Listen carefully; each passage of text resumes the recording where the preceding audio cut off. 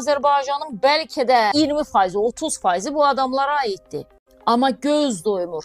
Nəfs acdır. Nə qədər açsansa, milyardlar töksünlər qabağına, yenə də gözün onun bunun cibində olacaq.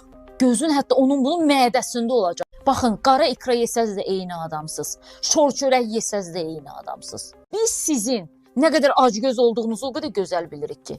Bu vətənin daxilində, buranı parçalayanlar hansı ki bir hissəsində Ramiz Mehdiyevin klanı var, bir hissəsində İran aftafaları var, bir hissəsində yenə də Rusiyanın var, bir hissəsində nə bilim Fransanın var. Siz vətənindən doyan adamlarsınız.